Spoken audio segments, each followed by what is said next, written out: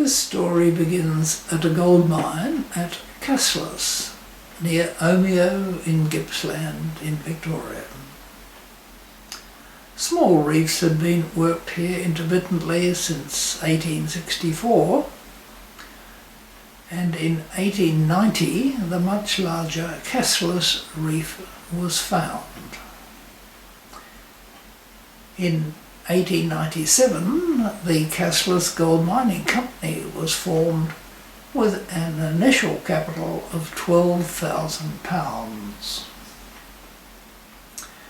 It rapidly became the biggest mine in the area, employing between 100 and 200 men. It also built what I believe was Victoria's first significant hydroelectric power station on the Victoria River. This is its story. Most of what we know about the Cassilis Company and its power station is due to John Avery. Born in Ballarat in 1873, he qualified for a pharmacy board certificate and spent 4 years as an industrial chemist, cyanide treating gold tailings at Moyston and managing mines at Rue and Stawell.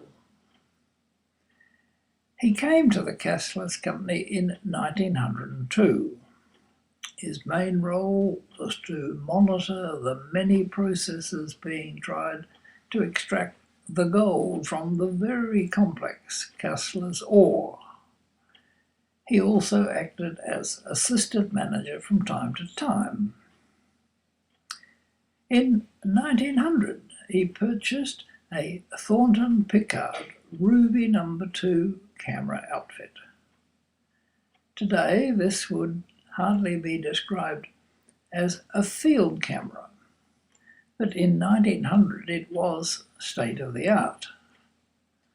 Certainly for outdoor use, a tripod would have been necessary to cope with the slow film speeds of the day.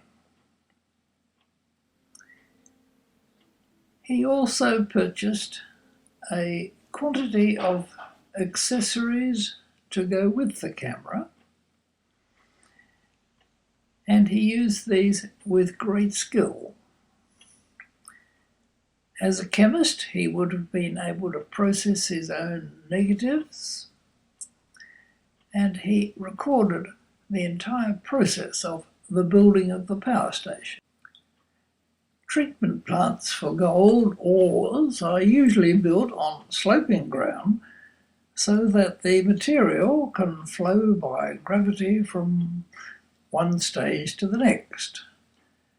A supply of water is always needed, and the Cassilis plant was sited in Powers Gully near Tongio West. The mine was 300 metres higher up, and the ore was brought down on a balanced gravity tramway. As a group of four-wheeled skips holding about 4 tons of ore descended the 1 in 2.5 slope, they pulled up the empty skips from the previous load. Most of the 700-metre track used only 2 rails, with 4 rails used to form a passing loop halfway down.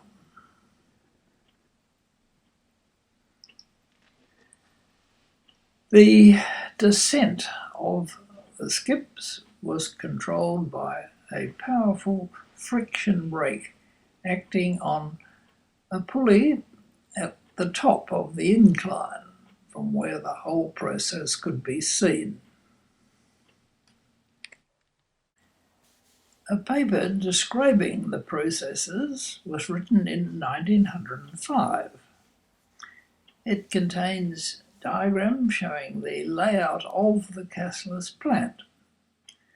There was a long sequence of crushers and separators which required mechanical power. This was supplied by a large steam engine, which required boilers and a firewood supply.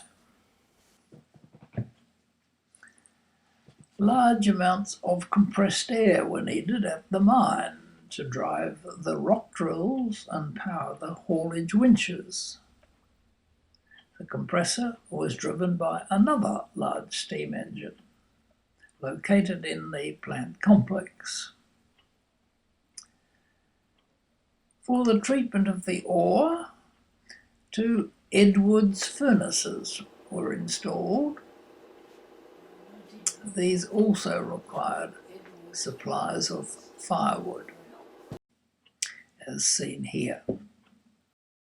At intervals, there appear to have been significant changes in the treatment processes being used in the hope of improving the gold recovery. Some of these may have been associated with the change in mine manager. In 1905, the company got its 4th general manager, Francis James Coote. Born in Dunedin 40 years before, he was described as a surveyor, draftsman, and expert on the cyanide treatment of difficult gold ores.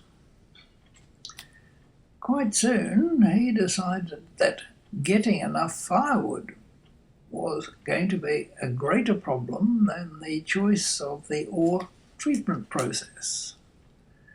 The nearby hills were rapidly denuded, and firewood had to be brought from further away, increasing its cost.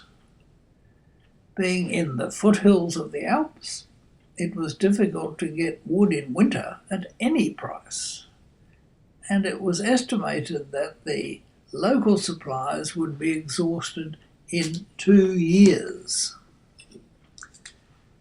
Faced with the possibility that the mine would become uneconomic, Mr. Coote proposed that all the mechanical drives be converted to electric power to be supplied by a hydroelectric plant to be built 24 kilometres away, utilising the water of the Victoria River. His attention was focused on a section of the Victoria River where it flows through a steep-sided gorge before reaching the Kabungra River. A series of waterfalls would provide a total drop of about 120 metres in a quite short distance. The August 1905 company report states, quote, "The board has under consideration the advisability of establishing a hydroelectric plant, and with this in view has secured for the company water rights to 200 sluice heads on the Victoria and Kabungra rivers. It is estimated that the water power available would provide ample power for all possible future requirements." At first, the board was not prepared to take this drastic step involving total reliance on electric drives instead of steam. However, faced with increasing firewood costs, approval was given, and a very comprehensive specification was issued in March 1907 for the supply and installation of the necessary plant. We do not know whether John Avery was involved at all in designing the new hydro scheme, but Mr. Coote gave him this copy of the specification. He filled the margins and blank sides with notes and calculations relating to the scheme. Some record changes to the specifications, but he also used the blank pages for details about items not included in the tender, such as the water race and the stringing of the transmission line. 7 tenders were received from well-known companies around the world. These figures are in Australian pounds. The contract was awarded to the second of these, the AEG Company of Germany. The water turbine and alternator were large items, but so was the 50 miles of copper wire.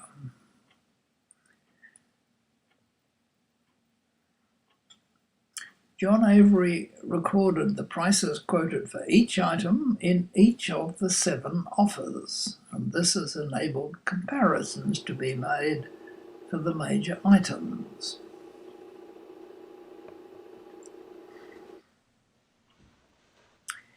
It's hard to understand why one company's price for the copper wire was more than 2.5 times that from another company, since they all would have had to buy the copper anyway.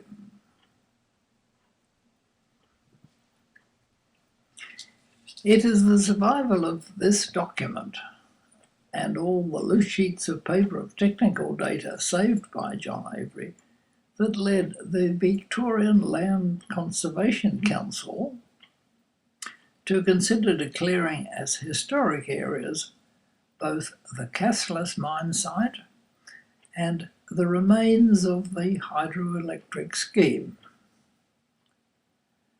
Their aim was to preserve and interpret major surviving relics of Gippsland's mining history. In November 1979, the Engineering Heritage Group of Engineers Australia was approached by the Victorian National Park Service for technical assistance. I undertook to research the hydroelectric aspects, with the historical parts to be done by the National Park Service historian Ray Sumner.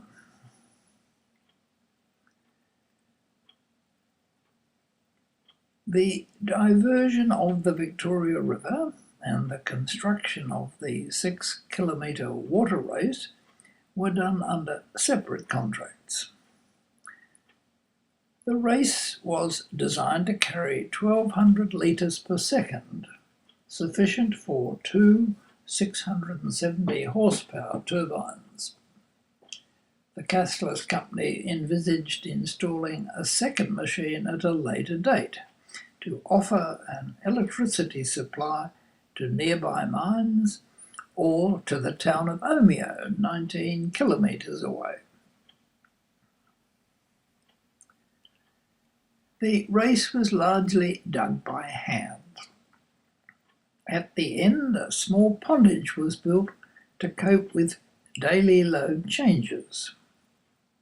John Avery gives its capacity as 120,000 cubic feet, or 35 megalitres, sufficient to supply one machine at full load for nearly 2 hours.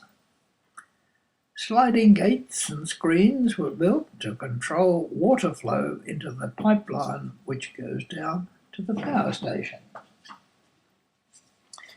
In response to a specification for the main steel pipeline and associated bends and transition pipes, the successful quotation was from the Methven Ferguson Company of Footscray in Melbourne.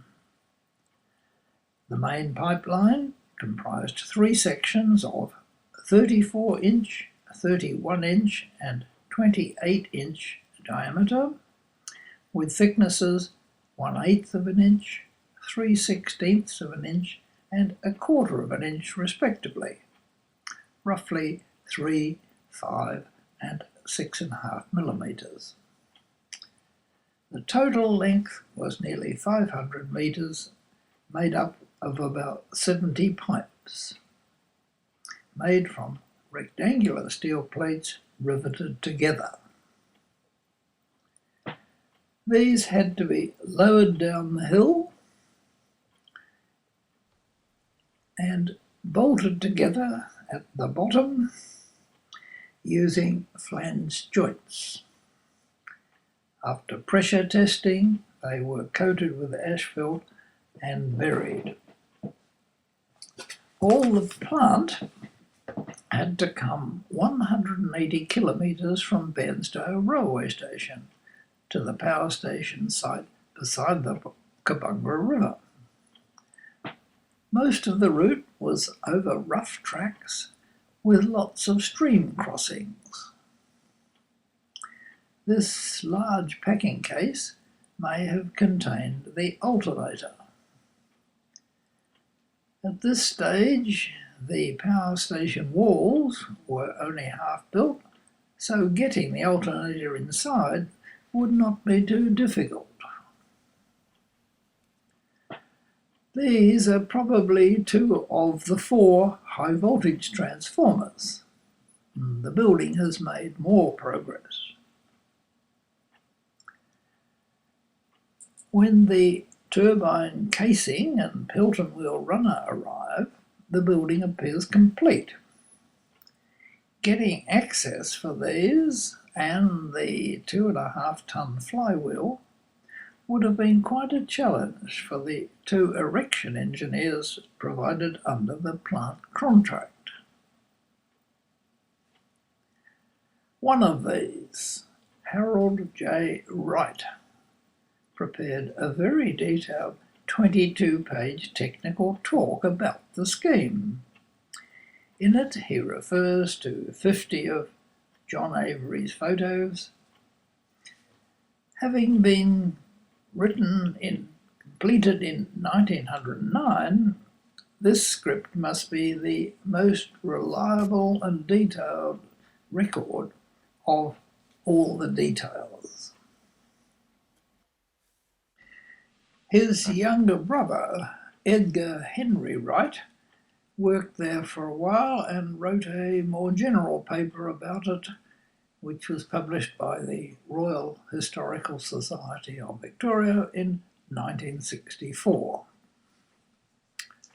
Full working drawings and erection instructions would have been supplied by the makers in Germany, but I can only admire the skill of the 2 erection engineers in being able to install, connect up and commission the plant with such basic equipment. Here are the 2 completed sets. At the left is the 670 horsepower water turbine with the water flow controlled by a hydraulic governor. Next is the massive flywheel, which helped maintain speed when the load changed. The shaft is supported by a rigid bearing followed by a flexible coupling, which leads to the 500 kVA alternator. The end of its shaft carries a small generator or exciter, which supplies direct current to the field windings of the alternator. The performance of the Voith governor using oil pressure was described by Harold Wright in his paper. When the whole load is suddenly thrown off, the speed does not increase by more than 9%, and this only for a few moments. The smaller set in front comprises a smaller water turbine, then a flywheel and a bearing and a belt-driven governor to control